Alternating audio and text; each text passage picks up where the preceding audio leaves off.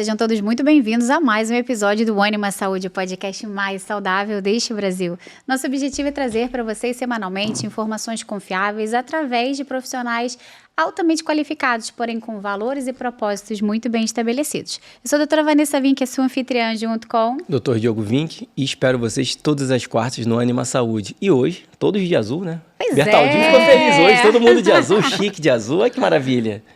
E o tema de hoje, qual será? Não vou dar spoiler ainda não. Não pode? Não, vou só apresentar, porque essa especialidade a gente ainda não teve aqui, não é verdade? E o sarrafo tá lá em cima, essa, hein? Pois é, e o sarrafo, olha, vocês vão ver. Nossa convidada de hoje, ela é médica e endocrinologista. A gente não tinha um endócrino ainda aqui nesse episódio para vocês. Vou apresentá-la. Ela é mestre e PhD em endocrinologia, doutora em ciências médicas, professora também da pós-graduação de endocrinologia e clínica médica. Seja muito bem-vinda, doutora Isabela Bussadi, ao nosso podcast. Muito obrigada, gente. É um prazer. Enfim, foi aqui uma satisfação muito grande estar aqui com vocês. E principalmente pelo tema, né? Já posso dar spoiler? Pode. Você pode. O convidado pode tudo aqui. Pode falar. Que bom. Então, assim, a gente vai falar um pouco sobre uma etapa muito importante da vida da mulher, né? Porque normalmente, a gente fala sobre o início da vida, né? Aquela parte ali da puberdade, a gente fala muito sobre a gestação, a gente fala sobre a menopausa, mas fica um pouco esquecido o período da transição menopausal. Aqueles 10 anos antes da menopausa, em que a mulher sofre muito, aquele sofrimento meio assim, calado, quieto, sem ter com quem dividir.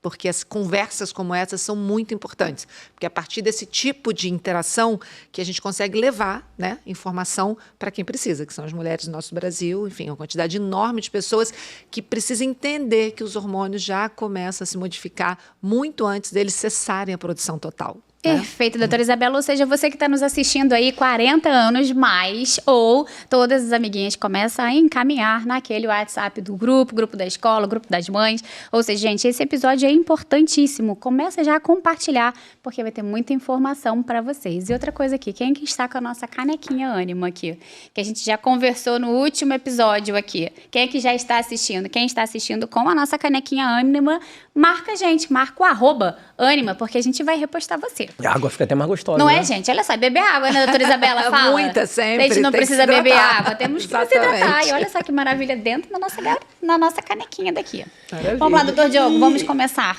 E a pergunta que eu queria começar para você, climatério, que aí é esse tema tão importante, e foi bem que você falou, parece que se bate muito sobre menopausa, e um pouquinho antes, parece que a mulher fica um pouco nesse limbo, né? Fica um pouco perdida ali. Então eu queria que você explicasse bem para o nosso público aí o que é o climatério. Perfeito. O climatério é uma palavra de origem grega, né, que significa climater, instabilidade, vamos dizer assim. E o que está acontecendo nessa fase? Ele vai abranger 3 fases. Antes da menopausa, que seria a pré-menopausa, a transição menopausal, a menopausa em si e a pós-menopausa. Então, toda essa etapa em que a mulher está sofrendo uma flutuação hormonal importante, a gente chama de climatério, tá? Mas eu pessoalmente, acho que esse nome tem um certo estigma, então eu não gosto tanto do nome, assim, da denominação em si, né? Dizer que a mulher está ali alterada, alguma coisa nesse sentido. Eu prefiro o termo transição menopausal, que é um pouco do que a gente vai falar, né? Então, é essa fase em que o ovário, como a gente sabe, mas é importante quem está assistindo a gente saber disso, a mulher já nasce com o ovário sendo gasto. Na verdade, ela na barriga da mãe, ela já começou o processo de envelhecimento ovariano. Então, aquelas células que estão ali na barriga da bebezinha feminina, elas já estão começando a ser gradativamente, né, mensalmente sendo gastas até que a última célula seja utilizada. Você tem uma reserva ovariana que vai durar mais ou menos 50 anos. Né? Chega uma fase 10 anos antes da última menstruação, que é o que a gente chama de menopausa, que você já começa a perder muita potência na produção de hormônios. Esses hormônios, gente, são hormônios principalmente da família, né? São os hormônios estrogênios. Aí sempre tem uma certa confusão em relação a isso. A pessoa fala, mas é estrogênio, é estradiol, é estrona, é estriol, né? Então, estrogênio é o grupo de hormônios que o ovário produz. O principal deles, o predominante, é o estradiol. Então, quando a gente fala estrogênios ou estradiol, a gente mais ou menos está usando sinônimos, né? E esse hormônio, ele é produzido no ovário. Então, quando eu começo a produzir menos, como se fosse, vamos pensar assim, a tireoide. Olha como é interessante. O que é o hipotiroidismo? Hipotiroidismo é quando eu não produzo a quantidade que eu precisaria. É absoluto? Eu produzo nada? Não, eu produzo menos. E eu trato corretamente, reponho o hormônio para eu ficar no que eu preciso. O ovário, olha o erro histórico que a gente comete. A gente espera acabar 100% para começar a tratar. Imagina se eu deixasse um paciente com hipotiroidismo entrar no hipotiroidismo grave, um TSH, que é o hormônio que mostra, né? Enfim, o hipotiroidismo, em 30, 40. Já amei essa sua analogia, Isabela. Então, olha como é importante. Eu vou reduzindo reserva ovariana, eu vou produzindo menos estrogênio, estradiol, né, principalmente, gradativamente, até que chega um momento em que eu não produzo nada. Aí a mulher sofre imensamente, né? Então, esses anos antes, essa transição menopausal, ela já é muito sintomática. E a ideia é a gente conversar um pouquinho sobre isso, né? Com certeza. A menopausa e a pós-menopausa, aí só do ponto de vista de classificação, tá, gente? Porque todo mundo fala assim, meu Deus, essa menopausa nunca termina, né? Esse é um termo muito comum. Então, assim, a menopausa, na verdade, é uma data. Perfeito. É uma data. Então, e você só vai poder se referir a ela depois de passado um ano. Ficou sem menstruar um ano, aí você pode falar assim, olha, a minha menopausa foi na data, vamos lá, 1º de janeiro de 2024, porque 1º de janeiro de 2024 já passou, 1º de janeiro de 25 você pode falar, se fiquei 12 meses sem menstruar, a minha menopausa foi 1º de janeiro de 24. Pronto. A partir daí, eu já entro na pós-menopausa, né? Precoce, tardia, então tudo a partir daí já vai ser a minha pós-menopausa, onde eu não tenho mais produção de estrogênio, né, clinicamente relevante, né? Anterior a isso, eu venho caindo progressivamente.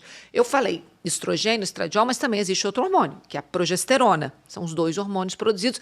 Mas o que traz uma grande, né, enfim, o grosso, né, a maioria dos sintomas é realmente a privação do estrogênio. Por isso que a gente está se referindo mais a ele.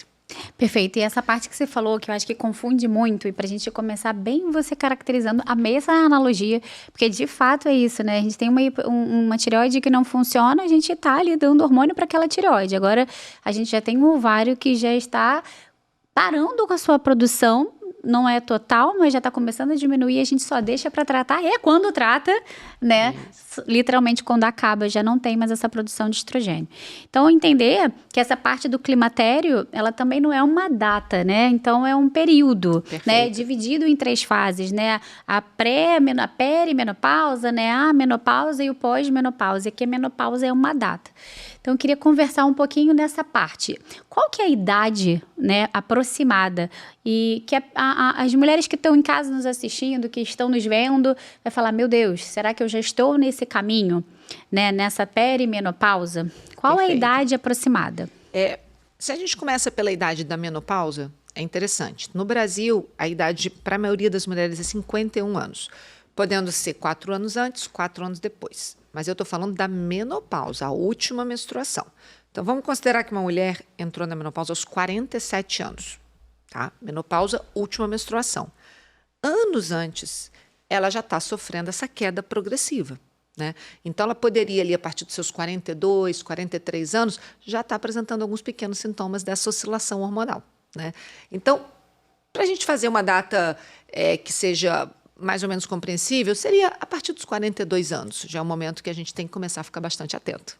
Isso você avalia pelos exames, pela clínica? Porque, por exemplo, ela pode começar a dar sintomas desse momento, né? Mas você consegue avaliar isso e dar um diagnóstico, assim, falar, olha, você está na perimenopausa porque você está dessa forma. Lógico. Como é que funciona? Existem vários sintomas, né? Existem sintomas clínicos que vão nortear muito a nossa preocupação e a necessidade de estar investigando, né, a paciente.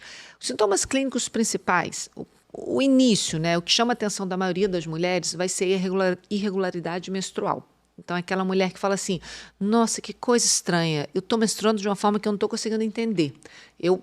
Às vezes eu não menstruo, ou então a menstruação que durava 3, 4, 5 dias, agora está durando 7 dias. Eu não sei quando ela vem. Esse seria o principal?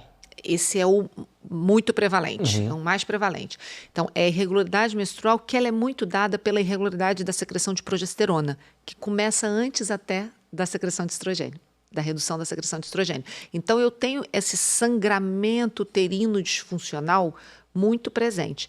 Então, aquilo, né, de sangramentos vultuosos, a mulher começa a sangrar mais, 7 dias. Ela fala assim, meu Deus, agora eu tenho que usar tantos absorventes, não consigo mais controlar corretamente. Então, isso é muito importante. Qualquer mulher 40 a mais com queixa de irregularidade menstrual, a gente já tem que começar a ficar atento. Então, na irregularidade que você fala, não necessariamente é não menstruar ou menstruar. É tipo, na quantidade Aumentar. também. Isso. O fluxo aumentou. Já é um sintoma, né? exatamente. Já é um sintoma, não é? Muitas vezes a mulher pensa que é parar de menstruar. De menstruar. Não é. Pode ser tipo, menstruar menstruou um mês demais. e menstruou outro. Não, ou Só menstruar aumento de demais. fluxo. Só o aumento do fluxo já é característico. Isso. A diminuição do fluxo também. Diminuição de fluxo também, porque aí já está ligado também a menor estímulo do endométrio pela redução do estrogênio. A questão do sangramento aumentado está mais ligada à insuficiência do corpo lúteo, que produz a progesterona. Então, eu tenho uma irregularidade de fluxo ovulatório, eu já não ovulo corretamente. Eu tenho ali as células primordiais, mas ela não consegue fazer o ciclo ovulatório perfeito, que é aquilo de começou a fase folicular, vai crescendo, né, até você ter o pico ovulatório.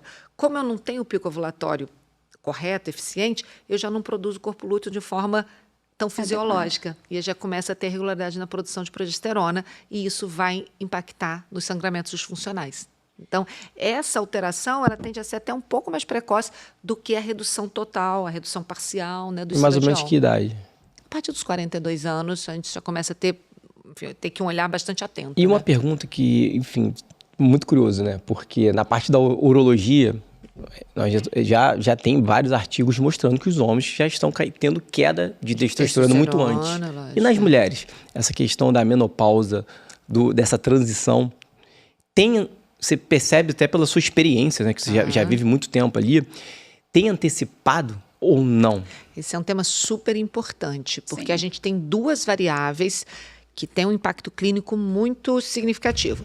Primeiro foi a pandemia de Covid. Isso está sendo estudado, isso está sendo, né, publicado, mas tanto o Covid longo como infecções mais sintomáticas podem ter uma associação com uma redução de reserva ovariana. Então, isso está descrito, né, que a infecção ela pode acometer uma série de glândulas, né, hipofisite, tiroidite e também a oforite. Né? Então, você ter mecanismos imunológicos que comprometem a reserva. Então, tem um grande número de pessoas mapeando, né, e publicando. Vai estourar muita coisa daqui a pouco. Isso aí. Então, isso na prática a gente já vê, né? Pessoas com pós-infecção reduzindo reserva ovariana de forma mais antecipada. E o outro é o estresse. Porque o estresse, ele pode antecipar em 2 a 4 anos, né? Caramba. Aquela idade que seria a idade... Obesidade também? A obesidade ela é um mecanismo de estresse metabólico, né? Então, a obesidade ela vai, num modelo fisiopatológico, né, ela vai aumentar a insulina, aumentar o estresse oxidativo, pode aumentar o estresse oxidativo ovariano, mas eu não tenho um dado tão consistente publicado, mas faz sentido a gente pensar que a obesidade ela está causando ali uma modificação em microcirculação ovariana. Mas a né? sociedade, enfim, eles já estão atentos a essa... A gente tem muita pesquisa nesse sentido. Até porque a gente está falando, gente, no passado, a expectativa de vida, na década de 40, era em torno de 45 anos. Hoje, a gente trabalha com uma expectativa de vida média superior a 80 anos. Então, eu estou falando das mulheres, não vou dizer metade, mas pelo menos 1/3 da vida vivendo sem hormônio. Então, é muito preocupante. Se eu antecipo a menopausa para 40 anos, por fatores exógenos, fatores do meio ambiente e também ligados a estilo de vida, eu estou impondo metade da vida sem hormônio. Então, a gente conseguir postergar a menopausa o máximo possível seria muito interessante. Inclusive, tem muita pesquisa nessa área também, né? O que a gente consegue fazer para, se é possível, você postergar a menopausa. Agora, como é importante o diagnóstico precoce, né? Dessa transição. O médico está atento ali. Eu acho que é muito importante, assim, primeiro, quando a gente fala de menopausa em si, que é uma síndrome clínica com muito sofrimento para a mulher, né? Insônia, ondas, né? Os sintomas vasomotores, aquelas ondas de calor, sintomas de humor muito presentes, sintomas de gênito urinário, que é o desconforto na relação, enfim, infecção urinária. Então, isso já é muito sofrido e muito palpável, né? Porque a pessoa sabe, ela não está dormindo, ela está tendo ondas de calor, um sintoma físico. Mesmo esses sintomas, que são sintomas muito bem marcados, só 30% das mulheres no Brasil reconhecem esses sintomas como sendo da menopausa. Quando a gente fala de transição menopausal, Nossa, a gente vai nem pra tem cima. dados Mas nem ainda, deve ter dados, tem né? muito pouco dados, porque essa discussão é muito recente, mas sem dúvida é um número ainda muito menor, né? Ou seja, o quanto que a gente poderia melhorar a qualidade de vida dessas mulheres nessa época, Isso, inclusive, então assim, né? tem uma importância muito grande todas essas atividades de conversa científica, né, de levar conhecimento, letramento para a população, porque a partir do momento que a pessoa tem o conhecimento, ela começa a prestar mais atenção em possíveis sintomas. E ela deixa de atribuir isso, é porque eu não estou dormindo porque eu estou preocupada com as contas para pagar, com meu filho, ou com meu marido, Sempre com tem o meu uma desculpa, trabalho. né? Sim. Né? Ela fala, não, peraí, será que tem algo interno acontecendo no meu organismo? Né? Ou então, eu estou com onda de calor, mesmo a onda de calor. É muito comum a pessoa, mas é porque está muito quente, né? Esse verão foi muito quente, por isso que eu estou tendo essas ondas de calor. Não é menopausa, né? Então, ou infecção urinária, porque é normal ter infecção mesmo o tempo todo. Não, não é normal, gente, né? Exatamente. Então, é muito importante a gente traçar, né, esse grande mapa que são as alterações hormonais, alterações fisiológicas e ajudar as pessoas a identificar e trazer a questão para o médico e a gente identificar corretamente, né, a partir de exames, como você perguntou, né? A gente consegue, desde exames mais rotineiros, que são as dosagens hormonais, até exames mais sofisticados para avaliar a reserva ovariana, são marcadores bem específicos, antimileriano, inibina bem, que está muito em estudo ainda sendo publicado, mas que, sem dúvida, dentro de um olhar ali bem do especialista, ajudam a gente a entender o momento da vida que essa mulher está, né? Além da questão do sangramento, do E a endométrio. clínica também é tem outros- soberana, né? Lógico, né? E os aspectos clínicos. Então, quando a gente soma os aspectos clínicos, né, os sintomas, o exame clínico ginecológico, que já pode mostrar alterações na mucosa, também é mais um dado, junto com alterações hormonais. Então, isso tudo vai nortear o nosso tratamento, né? Mas essa paciente, por exemplo, a gente falou muito da alteração, das irregularidades do ciclo menstrual. E é muito legal a gente focar que não é deixar de menstruar ou menstruar dia sim ou dia não. Ou sim. seja, alterou como era o seu ciclo antes, né? Você ter até esse autoconhecimento de entender que alguma coisa mudou, né? Aumentou a quantidade de sangue, aumentou a quantidade de dias. Isso já é um chamariz, né? Sim. Para você prestar atenção. Junto com isso, também pode vir associados outros sinais e sintomas. Sim. E quais seriam os mais comuns, assim, para aquela mulher que está lá em casa pensando: caramba, eu já tô assim, a minha menstruação já aumentou o fluxo, eu já tô, sei lá, o meu sono já não é mais igual era antigamente, já tô com uma TPM louca que eu nunca tive, né? Então, alguns sintomas sinais e sintomas que ela tem que chamar a atenção dela, O sono é muito importante, né? Porque o sono, ele tende a sofrer muito precocemente com as alterações hormonais. E o sono, quando a gente fala em sono, o que é um sono de boa qualidade? Não é dormir um número de horas, mas é ter a capacidade de ter um sono reparador. Então, se você não está tendo mais um sono reparador, se você acorda cansada, amanhã é difícil, né? Durante a manhã é difícil de você fazer suas atividades, mesmo sair da cama, tem sonolência ao longo do dia, vai dando 4 horas da tarde, 5 horas, você fala assim, meu Deus, não aguento mais, eu precisaria dormir agora, eu não tenho mais energia para o dia. É sinal de que você não teve, pode ser, né? Sinal de que você não teve um sono reparador. E aí, esse termo, né, a gente chama de arquitetura do sono. Então, à medida que você vai perdendo a arquitetura do sono, não consegue mais ter aquele número de horas de sono profundo, você deixa de descansar. Começa a alterar uma série de funções. O cérebro já não consegue processar as informações tão bem, eu já não consigo consolidar bem a memória. É aquilo que você fala assim, quer falar um nome de alguém, você fala assim, mas qual o nome mesmo? Não consegue lembrar, vai num lugar e fala assim, mas o que eu vim fazer aqui? Então, esses sintomas, sono e as alterações cognitivas, elas caminham muito juntas, né? E já pode ser sinais precoces dessa flutuação hormonal. Caramba, logo no sono, Não. né? Porque alterar o sono vai alterar Uma a mulher série de inteira, outros né? fatores, Agora, lógico. como é difícil você abordar o sono hoje, né? Porque é quem dorme bem, né? Exatamente. Então, como... Não, mas é possível dormir bem. Sim, Aí a gente pode falar um pouco de total. estilo de Não, vida. acho Vamos legal, falar, é a o que gente a vai gente vai chegar falar. lá. Até mesmo que esse é o nosso foco, a gente sempre foca nisso. Como é interessante, como o sono no homem é o grande pilar da testosterona, é o sono. Mas hoje, o pessoal de 20, 30 anos, todos estão tomando remédio para dormir, Remédio Red Bull para ficar acordado, energético. É. Ou seja, como até na hora da anamnese, a questão do sono mas nunca dormi bem, né? Pode Acho que ser que dorme a bem. pessoa não tenha essa variável tem- para trazer, porque nem sabe o que é ter Não um sabe bom que é sono. Não um se sono conhece, saudável. que foi o que eu falei pra sono você, né? saudável. Quantas A mulheres às importância vezes do não sono conhecem nem saudável. o seu próprio ciclo. Então aumentou o ciclo, ela nem percebeu. E Nem hoje em sabe dia que é é uma uma- vida tão corrida, uma vida tão no automático que o cansaço ao longo do dia, a irritação, a insônia, tudo vira um normal, né? Normal, normal, normal. E a conta é bom e importante a gente colocar que não é normal. Não é normal você se sentir cansada, não é normal você não dormir direito, não é normal você ter alterações no seu ciclo menstruais do dia para noite, estão tendo coisas que você não tinha antes, mas para tudo isso a gente também precisa de um baita de um autoconhecimento, né? E hoje a gente vê que as pessoas mesmas, próprias mulheres, homens, enfim, nesse mundo que a gente vive, né, tão imediatista, né, hedonista, muito, muito automático, não só vai fazendo as coisas, né, que tem que fazer, né? Você acorda, eu tenho que tomar café, eu tenho que levar meu filho na escola, eu tenho que trabalhar, eu tenho que voltar para casa. E aí? Qual foi o momento de percepção que você teve naquele dia a dia?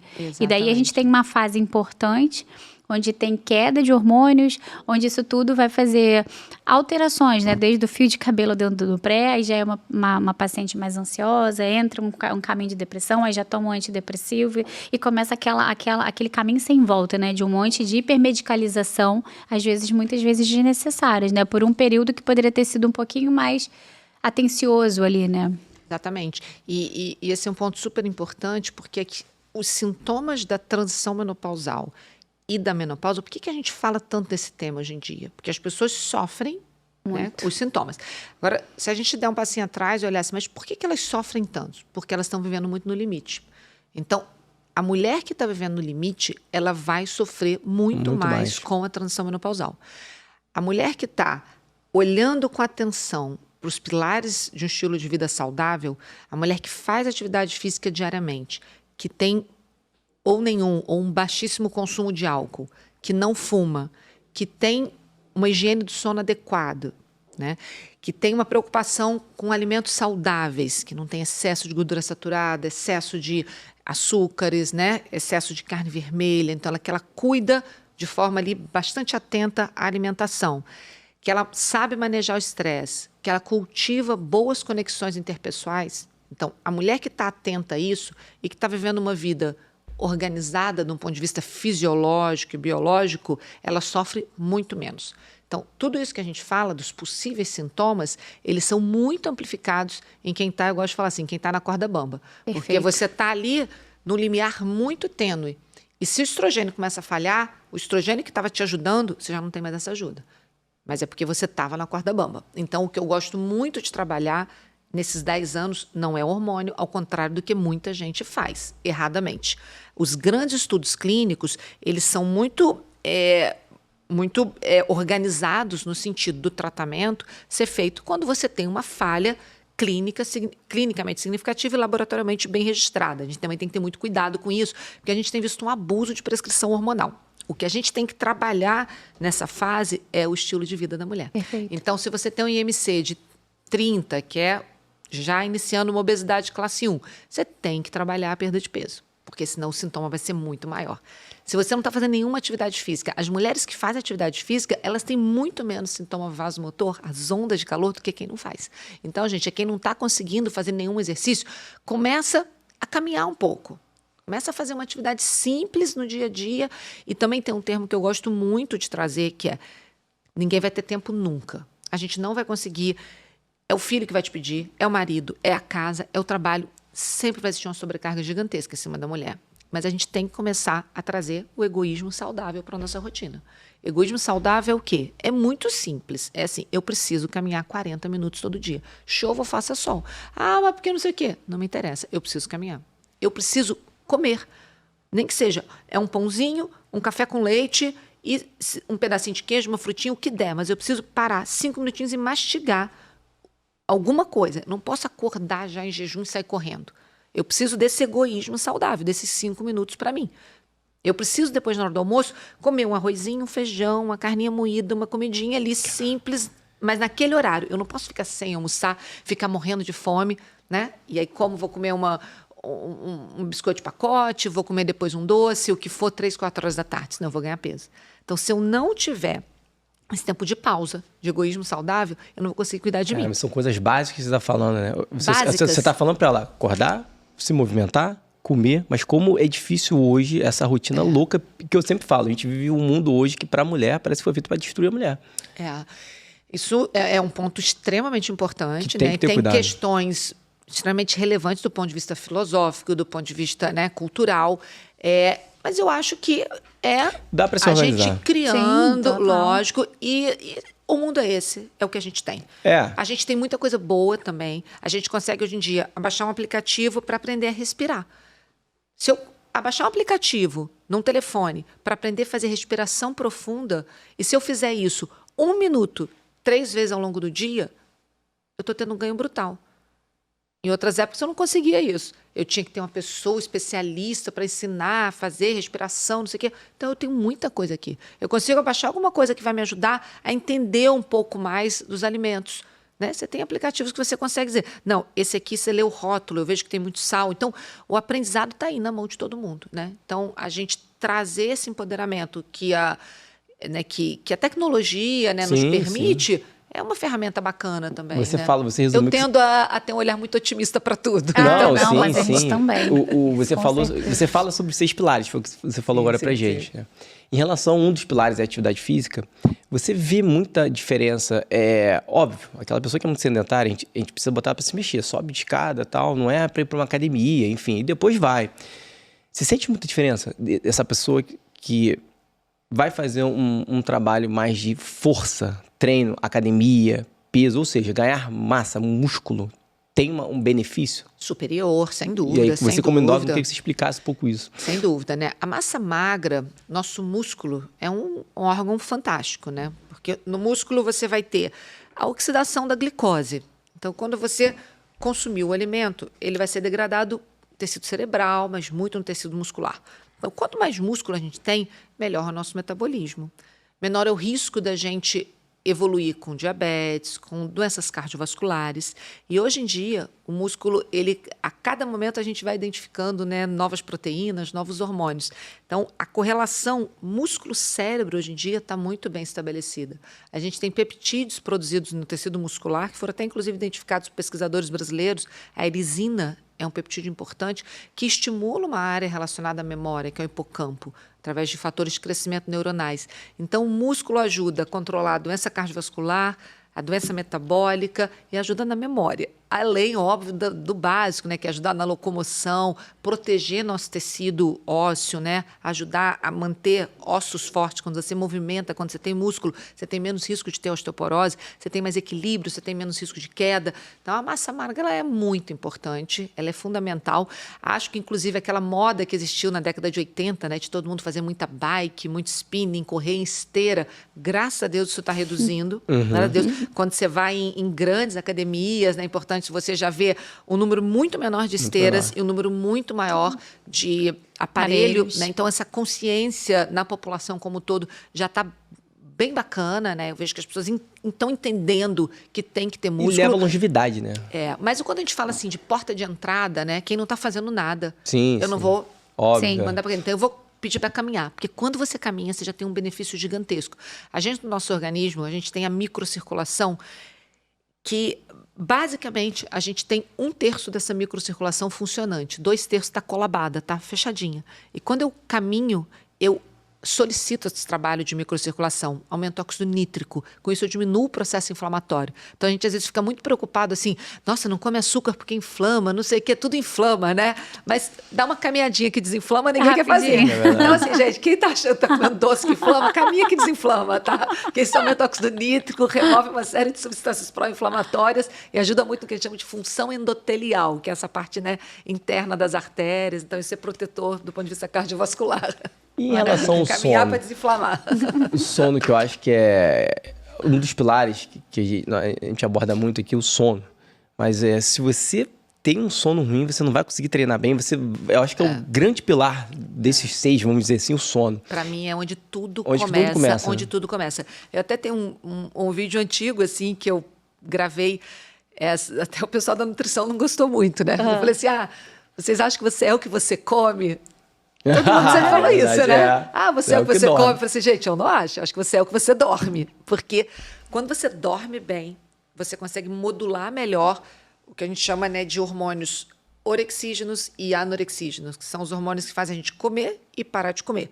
Se você dorme mal, você aumenta o consumo calórico em média em 300 calorias no dia subsequente. Com períodos muito encurtados de sono, você tem mais chance de ter distúrbio de comportamento alimentar, você vai ficar, né, mais faminto, vai controlar menos o volume de alimentos. Então já começa daí. Se você dormiu mal, você vai comer erradamente. Se você dormiu mal, você não vai ter energia para fazer atividade física. Se você dormir mal, você vai ficar irritado, você vai ter um humor, né, prejudicado, você não vai querer conversar com as pessoas e você vai querer tomar um vinho para relaxar. Então, piora mais tudo. ainda. Então, você deteriora todos os pilares de estilo de vida quando você dorme mal, né? E aí, voltando um pouco, né, o dormir bem, gente, não tem a ver com o número de horas, tem a ver com a capacidade de você ter sono profundo. É um percentual do sono, mais ou menos, uma conta rápida aí, 15%, que você precisa, se você dormiu 8 horas, 15% desse período, né, tem que ser de sono profundo. Porque é no sono profundo que acontece um fenômeno importantíssimo, chamado de washout, limpeza do cérebro, né? Então, durante o sono profundo, você remove essas substâncias tóxicas que foram formadas naturalmente pelo metabolismo. A gente está acordado, trabalhando, o cérebro funcionando bem, está produzindo substâncias que estão sendo depositadas ali.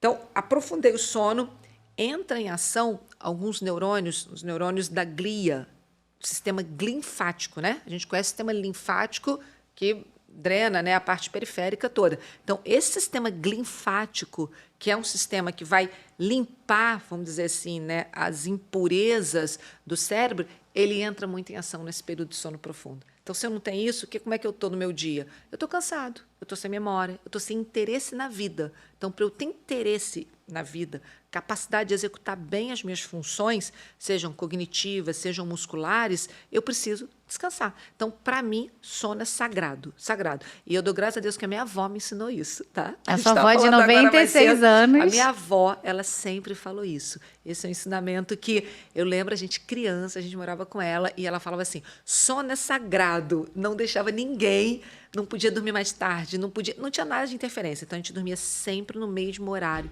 e acordava sempre no mesmo horário. E isso é um pilar super importante também, porque o sono não é número de horas, como eu falei, e também não adianta você ficar mudando muito o horário de início do sono, porque isso prejudica muito. Você tem que dormir sempre no mesmo horário. Óbvio que não é aquela coisa ali, né, matemática, mas você ter uma janela ali de meia hora aproximadamente é o ideal. E tem outro ponto também, né? Nunca dormir no dia que você acorda, tá?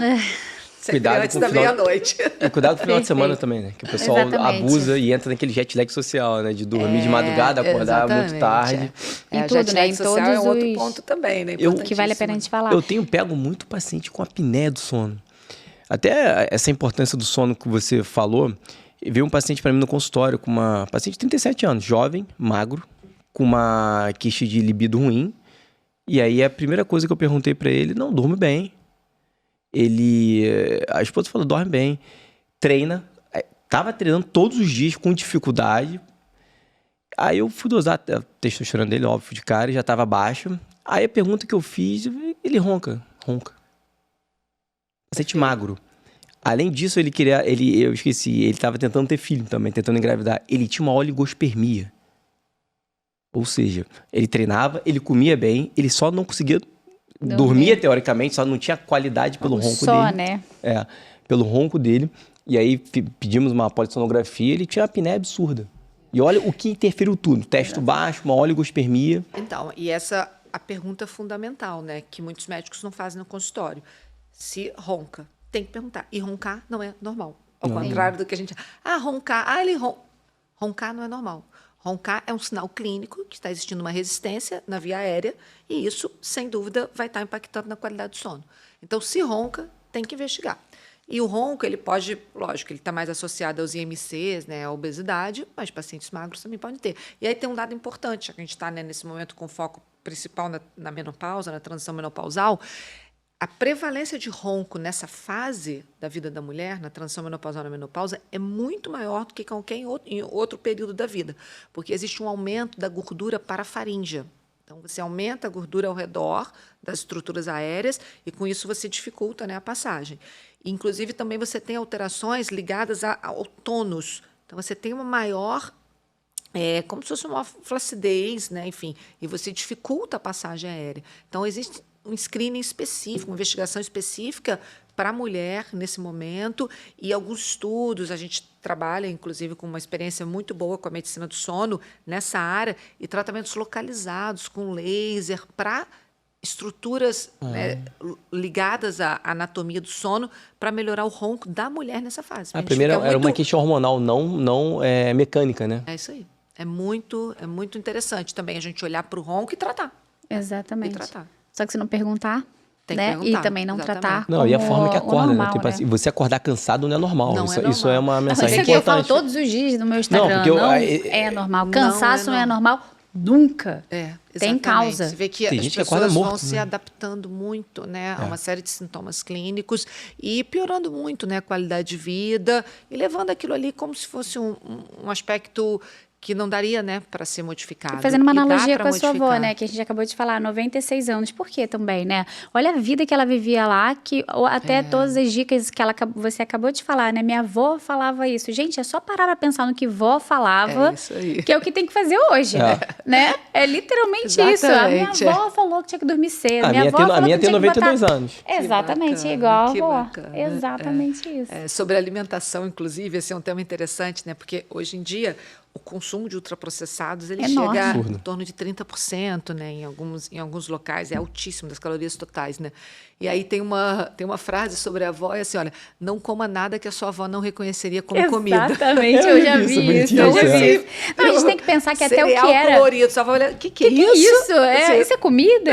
Não, Não a gente tem que coma pensar que até o ruim, que é muito ruim, né? Que é, por exemplo, uma batatinha de um fast food enorme, super conhecido, que sempre foi muito ruim, hoje em dia é 30 10 vezes vezes pior. né? Ali tinha, sei lá, 4, 5 ingredientes. Se você for olhar hoje, é enorme. Então é isso que a gente tem que entender. Nem a comida que não era tão boa de antigamente, hoje em dia está, infelizmente, conseguiu piorar. Porque várias grandes empresas, mercado, tem um monte de coisa, né? Então, até para você demorar o tempo de validade, quanto mais coisas você vai embutindo você diminui ali. o custo, né? Você diminui o custo, o custo, exatamente. Então, às vezes, acaba que a gente que fala muito de medicina do estilo de vida, né? Que é uma coisa que a gente aborda muito na nossa clínica, acaba que fica, nossa, como vocês são rigorosos. Nossa, mas será que é preciso tudo isso mesmo? Por que minha avó não era assim? Porque ela não fazia nada disso que você faz hoje, porque ela não comia o que você come hoje, porque ela dormia bem, ela comia bicho de planta, ela pegava sol, ela fazia o básico que ninguém faz hoje. Ela não tinha essa vida agitada. E tem um outro componente, né? Que a gente que vive em grandes cidades, a gente ainda tem a poluição, que é um dos elementos que a gente chama de disruptores endócrinos, né? Então, o que a gente tem na poluição, que não existia no passado, é um elemento de piora, né? E o estresse, sem dúvida, aumentou muito, né? Porque a vida muito tecnológica, ela tem seus benefícios, né? Mas ela tem uma série de desafios. Eu gosto de botar como desafios. E acho que se a gente não aprender a lidar rápido com a tecnologia, todo mundo já sabe isso, né? 2050, a estatística de saúde mental é uma estatística muito assustadora. E eu gosto muito, inclusive, de fazer analogia com o que aconteceu na década de 70, quando começaram a surgir os primeiros alimentos, né, com um grau maior de processamento. As pessoas usavam aquilo tudo como se fosse ótimo, né? As crianças levavam para a escola biscoitinho de pacote, ao invés de levar uma fruta, um sanduíche. Todo mundo consumia muito alimento pronto da indústria sem ter ideia do que ia acontecer no futuro. E o futuro é o que a gente colhe hoje, 60% da população no Brasil, nos Estados Unidos, com sobrepeso e obesidade. Então, essa pandemia construída a partir dos hábitos alimentares, que começou lá na década de 60, 70, vai ser espelhada agora para uma próxima pandemia futura de doença mental, de saúde mental, se a gente não corrigir hoje a nossa relação, se a gente não conseguir entender qual é a relação que a gente vai ter com a tecnologia. A tecnologia ela está aí, é inevitável, ela é importante, ela é boa, ela é útil, mas tem que saber a dose. Se não souber a dose, a gente vai adoecer. Então, quanto tempo eu posso ter de tela? Quanto tempo eu posso deixar meu filho ver um Instagram, ver um TikTok, assistir um podcast? Eu tenho que ter regra para isso. Não é assim, sobre ad libitum, à vontade, vai comendo, vai, né, como se fosse, conforme passar, vai comendo, vai assistindo, não pode ser assim. tem que ter limite. Se não tiver limite, a gente vai adoecer. A informação ela tem que chegar, né, Isabela? Porque o que acontece? Muitas pessoas não têm essa informação, nem que seja básica. E muitas vezes, quando pede, igual você falou ali, tudo inflama, açúcar inflama, o pão inflama. Então, só vira aquilo ali e cada um falando alguma coisa já acha que é aquele sensacionalismo, né? Nossa, porque tudo inflama. Antigamente não era assim. De fato, antigamente não era assim. E o que é ideal passar, porque eu escuto muito isso, mas eu também tomava muito refrigerante quando eu era pequena, eu comia muito isso quando eu era pequena, mas até o refrigerante, até o refrigerante antigamente era de vidro, hoje em dia é de lata, é de plástico. Então, tudo que tem para piorar, vai piorar, né? O nosso estilo de vida piorou absurdamente, a qualidade dos nossos alimentos estão piores, até as coisas, as boas que são boas, até o nosso solo não é mais ali do estrume da vaquinha e do boizinho, né? Para produzir a quantidade enorme que a gente tem de verduras e legumes, o nosso solo é químico, sem falar, né, da água contaminada, da poluição, né, de todos os outros problemas que isso inclui, ou seja, ali, mesmo aquele prato maravilhoso ali de nutricionista, é menos 30% no mínimo de micronutrientes que antigamente existia e que hoje não existe mais. Então, de fato, nossa realidade alimentícia não é igual.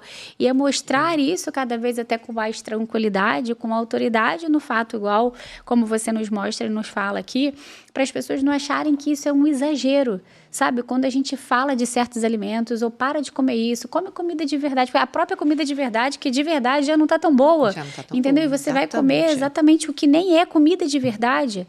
Entende? Então, trazer, porque o que falta também é informação de qualidade e chamar a atenção que isso aqui importa de fato, não é uma bobeirinha. Não, importa muito. Inclusive, essa classificação, né, chamada classificação nova, que foi o Carlos Monteiro, também um grande pesquisador brasileiro que definiu, que ele, né, colocou em 4 categorias: os alimentos in natura, os alimentos minimamente processados, os alimentos processados e os ultraprocessados. Então, qual foi o objetivo, né, dessa grande publicação, desse grande trabalho? Justamente educar a população, mostrar, gente, existem alimentos que não são alimentos. Você acha que um processado de lácteo enrolado no alumínio é um bom alimento? Mas não é, não é. Então, vamos tentar olhar para o leite, por exemplo. O leite muitas vezes fica super, porque não pode tomar leite. Aí a pessoa vai, toma um ultraprocessado a partir de um derivado lácteo com uma quantidade enorme de química. Então, a gente tem que ter um olhar crítico para isso. A quantidade, o que a indústria quer? Ela quer vender mais caro. Exatamente. Com menos custo. E com menos custo. Ela quer vender mais caro. E o que é mais caro? Vender o grão de soja ou vender um processado de soja? Um processado de soja. Então, essa dinâmica do mundo expansionista, capitalista, é uma dinâmica que coloca o indivíduo fora do interesse comercial no sentido de proteção, né? Ninguém vai proteger o indivíduo, pelo contrário. Ele tem que consumir cada vez mais coisas, cada vez mais caras. E o mais caro é o que é ultraprocessado. Então, voltar para o simples, né? E aí tem uma pergunta, mas então já que os alimentos in natura tem muito agrotóxico, e aí o que eu faço? Como tudo orgânico? Não, gente, não precisa, pelo amor de Deus, também não é para ter isso. A gente vai comer o que for possível, e com o mínimo de industrialização. Esse é o raciocínio. A gente mora no Brasil. O que acontece aqui e que eu vejo, eu fico assim, por que isso? A gente mora no Brasil, país tropical, crescimento dos cítricos maravilhoso. Quantas pessoas consomem uma laranja por dia no Brasil? Não, Ninguém. Uma laranja tem um custo muito acessível. Uma laranja. Então, se você cortar a casca da laranja, todo agrotóxico já foi embora. Não tem problema nenhum. Você comer uma laranja, você tem a cota de vitamina C, você tem a cota de fibra, tá perfeito. Por que você não faz um iogurte em casa? 1 litro de leite fermentado faz 1 litro de iogurte. Se você consumir um pouquinho de iogurte e uma laranja, você tem todo o pré e probiótico do dia. Aí a pessoa vai gastar um valor enorme fazendo isso na farmácia, ao invés de ter uma laranja e um leite fermentado. Então, a gente tem que olhar para isso. A gente tem que olhar para coisas simples e maravilhosas, que foram sendo perdidas. Aí a pessoa não faz isso, ela tem que comprar um fermentado caríssimo, ela tem que mandar fazer um remédio caríssimo. Então, não é dessa forma. Né? Até porque sua avó vivia assim. Exatamente. Até que vovó de 96 anos vivia dessa forma. Ela é daqui do Rio. Qual que é o nome dela? Mirtes. Mirtes, Dona Mirtes. Mas do interior. Do interior do Rio. Porque a minha avó é do interior do Rio Grande do Sul. Então Vocês ela, são de Campos, né? Isso aí. É, de Campos. De Campos, né? ela foi criada no meio do mato. Maravilhoso, Que eu acordava é. no horário certo, saía pra mexer no gado, tocar gado, pra mexer em contato com a natureza, comia comida de verdade. É isso, e quando a gente olha para as zonas azuis do planeta, né, assim, a zona dos centenários, a gente vê exatamente isso. Pessoas em comunidades com muito pouca interferência da industrialização, pessoas que respeitam o ritmo circadiano, o ritmo biológico, pessoas que conversam entre si. Que é outro pilar, né? Importante. A Conversar, relação entre gente. pessoas. Conversar. Então, às vezes, a gente vai para terapia, vai para não sei o que, e não conversa. E não conversa, não pergunta para mim como é que você Ainda tá, mais não agora sei o com a quê, tela, aí, né? o que, que você fez, né? Então, as conexões interpessoais, você caminhar um pouco e pegar uma coisa aqui, outra coisa ali, sabe? Essa atividade não programada, subir escada, a gente perdeu essa conexão com o simples, a gente perdeu essa conexão com o nosso corpo, a gente perdeu essa conexão com a natureza, e a gente vai adoecendo. Não vai ter outro caminho se a gente não parar e olhar para o que é realmente importante. Importa. E, por exemplo, essa mulher que está nessa transição menopausal, né, 40 a mais, quais são os hormônios que indicariam, assim, claramente que ela está entrando nesta fase? Né? Para ela vai ali, porque assim, obviamente, poxa, pode ter gente que vai conseguir, né, uma consulta comigo, com você, mas tem gente que não consegue, tem gente que mora muito longe, tem gente que não tem até as condições financeiras ideais, mas que precisam receber essa informação, nem que ela fale, olha, doutor, eu estou sentindo uma alteração no meu ciclo menstrual, eu estou menstruando mais, eu estou dormindo muito mal, e eu ouvi num podcast, poxa, que se eu dosasse tal hormônio, eu poderia saber que eu estou nessa fase. Dá uma orientação, assim, em alguns hormônios, né, que valeriam a pena ser dosados e que falariam a favor de, obviamente, já estar nessa fase e é onde ela poderia ter maiores cuidados, né? Perfeito. Assim, primeiro um pequeno resumo, né? A gente tem a hipófise, que é uma glândula que se a gente traçar uma retinha aqui, né, nessa região, e no ponto central do crânio, quando encontra, é onde a hipófise se localiza. E a hipófise ela vai reger várias células do nosso corpo. Então, eu tenho 2 hormônios produzidos na hipófise, LH e FSH, que vão estimular os ovários. Os ovários que são as gônadas femininas, né? As glândulas femininas. Então, quando eu tenho redução do trabalho do ovário, e isso é medido pelo estradiol, pela progesterona, eu posso ter um aumento do LH, do FSH. Então, é óbvio que é muito mais complexo que isso, mas esses são hormônios que Grande participam maestro. da fisiologia, né, feminina. Também é importante a gente falar que existem vários diagnósticos diferenciais para essa fase. Porque eu já recebi muitas pessoas na clínica com uma sensação assim, eu estou na transição menopausal, às vezes com um olhar muito enviesado, né?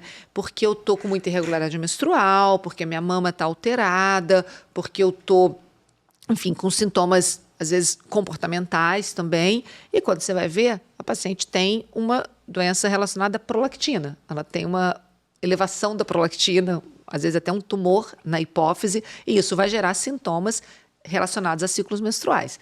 Ou então ela pode ter uma irritabilidade, suores, taquicardia, palpitação, alteração de temperatura da pele. Isso pode ser um hipertireoidismo, né? Então eu tenho uma série de doenças importantes, por isso que eu bato muito nessa tecla. O médico especialista, o médico que entende do tema, ele tem sempre que ser ouvido antes de ter uma proposta de reposição hormonal, porque eu já vi muita coisa acontecer nessa área, sabe? Falta de diagnóstico diferencial adequado, muitas vezes autodiagnóstico e automedicação. Para você ter uma ideia, nos Estados Unidos já existem os testes, aqui no Brasil também já tem, né? Mas nos Estados Unidos é muito cultural você dosar através do teste para rastreio de menopausa, e aí a pessoa às vezes compra na internet um hormônio e começa a usar. É uma loucura isso. É uma loucura total. isso. O que eu vejo muito hoje, provavelmente nas mulheres também, que eu atendo homem, mas assim, elas já vão tendenciando muito a esse diagnóstico. Isso tem que ficar muito atento. Muito. Então muito os homens atento. já vêm para mim, a minha testosterona tá baixa, porque eu tô cansado, não durmo bem, mas calma aí, não é assim.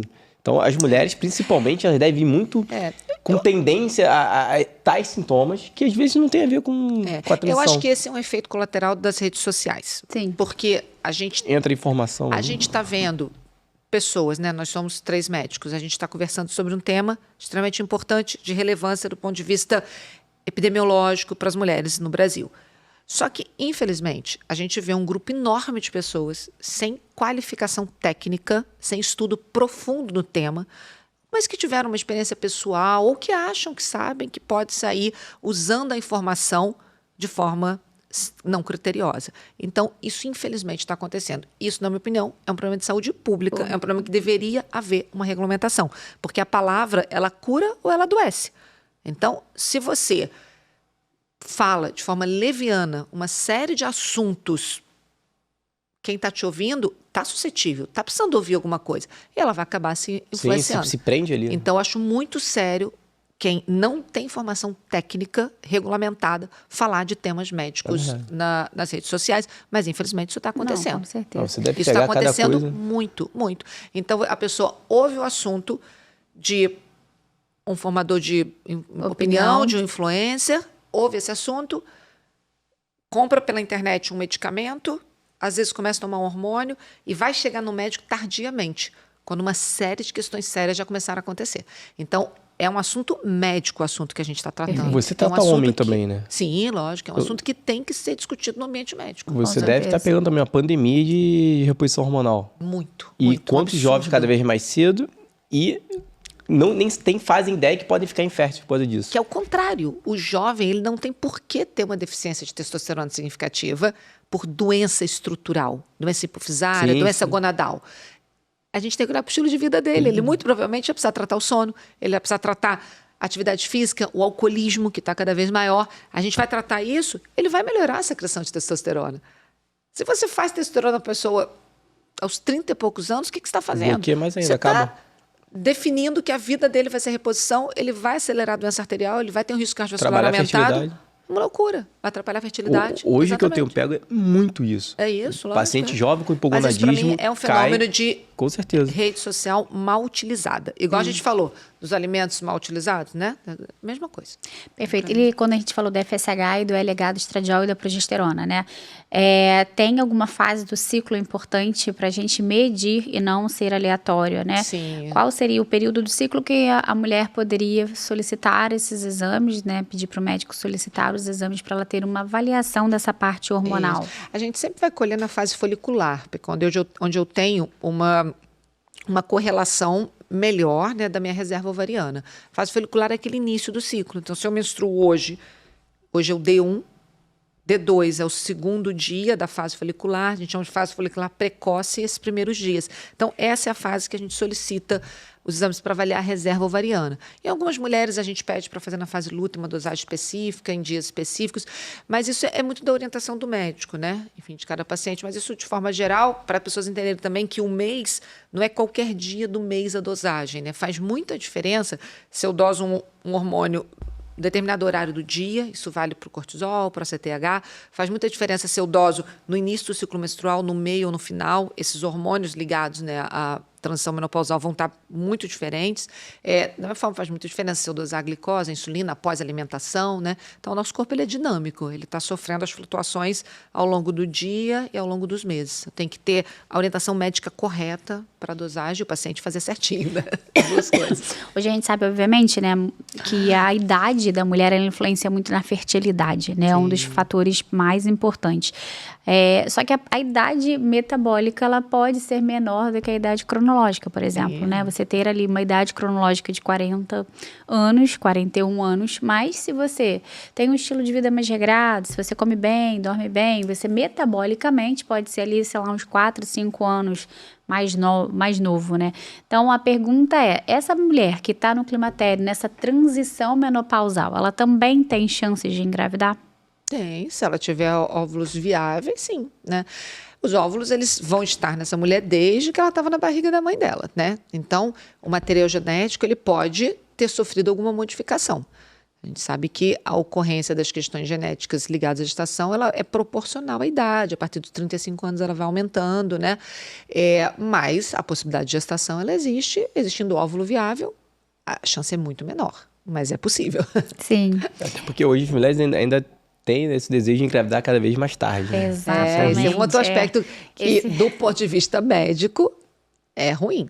Do ponto de vista individual, não tem dúvida que tem uma série de questões que, né, atualmente as pessoas querem conquistar antes de, enfim, formar a família. É uma questão difícil de dizer até, né? Porque a gente vive uma dicotomia entre o mundo e as nossas regras biológicas, né? Mas pela medicina, quanto mais cedo engravidar é melhor, não tem dúvida, né? A chance de uma gestação saudável, sem intercorrência, enfim, ela é muito maior, ela é muito melhor, né? Da gestação acontecer, quanto mais jovem for o organismo, não tem dúvida, né? Sim, perfeito. E essa parte, assim, do estilo de vida, né? O que que você poderia falar, assim, mediante até o óbvio que a gente fala, né? Para essa mulher que está nessa transição menopausal ali, o que que ela poderia mudar para realmente ter melhor qualidade de vida, melhor... Porque uma coisa que eu sempre falo com os meus pacientes, eu faço muita parte metabólica de mulheres em todas as idades, né? Da idade fértil à menopausa. Mas quando eu geralmente pego essas mulheres 40 a mais dentro do meu consultório, que eu falo, vamos tentar ajustar você como um todo. E o ajustar como um todo, não é só ali você mudar o teu estilo de vida. Às vezes aquela mulher nunca foi investigada e tem uma SOP, quantidade de SOP que eu pego hoje em dia no meu consultório é enorme, porque aquela mulher, ela usou anticoncepcional a vida inteira, desde que teve uma cólica e uma acne lá, depois começou a menstruar. Então, tomou um anticoncepcional a vida inteira, aí parou para conseguir engravidar. Muitas vezes aí já descobre uma doença metabólica já completamente alterada e você tem que começar a ajustar todo o organismo, ou seja, você pegar aquela mulher e entender aquele organismo. Às vezes você dá um diagnóstico de um hipotiroidismo, de uma SOP de um metabolismo já alterado, uma resistência insulínica que não sabe de onde veio. Ou seja, não é somente aquela mudança do estilo de vida, que é extremamente importante e que tem que ser feito porque é a base de tudo. Mas ela ser orientada, que ela tem que ser vista como um todo, né? O diagnóstico de uma doença autoimune, que às vezes vem dali, e ajustar todo aquele organismo, porque a menopausa vai chegar para todo mundo. Isso, e quanto melhor metabolicamente você chegar nessa fase aqui, melhor vai ser a tua vida. Né? Então, assim, fugindo um pouco, às vezes, do óbvio do que a gente fala mesmo, mas é o que tem que ser feito, né? Sim, a mudança do estilo de vida, o que que você falaria ali, da tua opinião, que você fala com as tuas pacientes nesse período que pode ajudá-las a chegar numa menopausa melhor, né? Tem uma estratégia, né? Qual a estratégia que você faz? Para mim, o mais importante é olhar sempre de forma individualizada para as pessoas. Então, eu sempre gosto de falar isso, não tem fórmula mágica, não tem protocolo, não tem algo que seja algoritmos a serem seguidos igual para cada um. Então, as pessoas são muito diferentes, elas têm uma genética diferente, elas têm desejos diferentes, elas têm uma vivência diferente, elas têm acesso a coisas que são distintas, porque uma quer uma coisa, outra quer outra. Então, sempre olhar muito individualizado. Esse é o primeiro ponto, né? Eu não gosto de colocar todo mundo dentro do mesmo... de uma forma de viver, vamos dizer assim. Tem gente que gosta de fazer isso, outro gosta de fazer aquilo, mas tem algumas regras que são, né, próprias do ser humano. E que regras são essas? É a gente respeitar o mínimo da nossa biologia, né? Eu gosto de falar o seguinte, olha, quando você compra uma máquina de lavar, se ela tem ali o manual de instrução e diz 110 volts, 5 quilos. Se você colocar 7 quilos num dia, ela vai bater a máquina, tudo bem. Mas depois você fala assim, bota 8. Deixa eu ganhar tempo aqui, deixa eu botar para bater a roupa 3 vezes no dia, né? Aí um dia acaba a luz lá, você põe no 220 e ela vai. O que vai acontecer? Você vai acabar queimando a máquina. Então, a gente tem regras de funcionamento. Você tem que minimamente respeitar essas regras dentro de uma individualização, né? Dentro do que você deseja, mas desde que você continue respeitando as regras de funcionamento, igual você respeita as regras das máquinas da sua casa. Então, olha, daqui para baixo é uma máquina. É regra de máquina. E a regra de máquina é o seguinte, você tem que alimentar seu corpo no horário fisiológico, no horário em que os hormônios pró-alimentação, hormônios que a gente chama de orexígenos, estão altos. Se você deixar esses hormônios altos e não se alimentar, que é o período da manhã, que é no horário do almoço e que é à noite, o que vai acontecer? Você vai ativar áreas no cérebro que vão desorganizar a sua relação com a comida, né? Então, você tem regra da alimentação, uma regra de atividade física, você tem uma regra de evitar substâncias tóxicas, o mínimo tem que ser seguido, o mínimo. E depois a gente vai customizando individualmente para cada um. Né? O básico funciona. Exatamente. Lógico. Só que dá trabalho. Mas é isso. Você estava falando da laranja? Quem é que eu fico imaginando assim, hoje a pessoa parar no café da manhã, cortar a laranja para chupar. Mas é sério, a correria hoje é tão louco isso. E é um alimento maravilhoso. Se tirar a casca, cortar em quadradinho, comer aquela laranja todo dia. Gente, as pessoas vão ganhar Sabe? Surreal. Será que as pessoas sabem o que é uma laranja hoje em dia? Às vezes nem Não, mas é sabe. verdade. verdade? Porque Não. sai, toma expresso, pega um suco de uma Exatamente. laranjada ali. Uma já é um laranjada, suco que o suco dentro de plástico laranja já muda pronto. tudo. Banana é uma fruta perfeita. Ela já é feita pronta para ser carregada. Sabe? Você tem uma quantidade maravilhosa de carboidrato disponível, você tem fibra, você tem potássio, você tem uma série de... E as pessoas... Ninguém come banana mais. Uma loucura. Quer comer frutas vermelhas. Sabe? Berries, fruta de clima temperado. Uma loucura. Caríssimo. mesmo. Aí quer comer berry. Aí eu pergunto, o que você está comendo de manhã? Ah, não, eu Berries. faço um shake com berries congelado. Eu, hã? Tipo, sabe? Totalmente sem Não precisa sentido. inventar, né? O que eu sempre falo, o básico Cara, funciona, isso tá né? no Brasil, né? Totalmente sem Exatamente. sentido. Se eu morasse na Europa é diferente. Mas no Brasil eu tenho que comer abacaxi, eu tenho que comer laranja, eu tenho que comer banana, frutas maravilhosas, maravilhosas. E tudo sem agrotóxico, já corta a casca e foi tudo embora. Perfeito. E os aspectos psicológicos dessas mulheres na transição menopausal? Importantíssimo, né? Saúde cerebral, né, que é um termo que eu prefiro usar, né, em detrimento de saúde mental, é um tema extremamente importante que tem que ser rastreado e diagnosticado adequadamente, né? A prevalência de transtornos de humor nessa fase ela vai aumentando, transtornos de ansiedade, transtornos tanto unipolares como né, o transtorno unipolar como bipolar do humor, né? Então é um momento em que a suscetibilidade para quadros orgânicos cerebrais é maior. Isso tem muita descrição na literatura, né? No passado, a mulher na menopausa ela era internada em instituições psiquiátricas, não existiam os hormônios. Em 1942 foi quando surgiu, né, a primeira pílula de estrogênio conjugado nos Estados Unidos. Aquilo ali passou a ser visto como opção para tratar a menopausa em detrimento do ópio, que era usado, institucionalização dos pacientes, né, internar as pacientes. Então, assim, era uma loucura. A menopausa era tratada de uma forma totalmente, né, arbitrária e com, enfim, muito pouco respeito, né? Então, a partir do advento, né, da gente poder tratar com estrogênio, você consegue acessar melhor a saúde mental das mulheres, saúde cerebral, né? E é extremamente, extremamente importante, né? É uma pena que aqui no Brasil os clínicos têm menos treinamento para rastrear corretamente, né? Mas acredito que isso é um ponto para ser desenvolvido. Em alguns países já existe um treinamento maior dos médicos para diagnóstico correto, né? E não falar que a pessoa tá ansiosa, não é diagnóstico estruturado, correto, de questionários bons, validados, né? Então, eu acho que isso é um ponto... Vendo uma consulta também que demorada, mais tempo. Isso, também tem hoje isso. A gente tem uma rápido. limitação muito grande também, né? Mas é um tema extremamente importante e sensível, né? A gente acessar a saúde cerebral das mulheres. É um tema importante para os homens ficarem atentos também, né? Porque os Também. homens também podem Exatamente. ajudar muito nesse momento. Porque ajudar. a mulher É a está nessa percepção, transição né? tão... Nessa transição tão louca da vida hoje. É muito importante isso que você falou, né? Porque o homem ele tem um papel assim, muito importante de ajudar no diagnóstico, ajudar no suporte, entender que a mulher está mais fragilizada nesse momento. Então, ao invés de ficar cobrando, trazer soluções, né?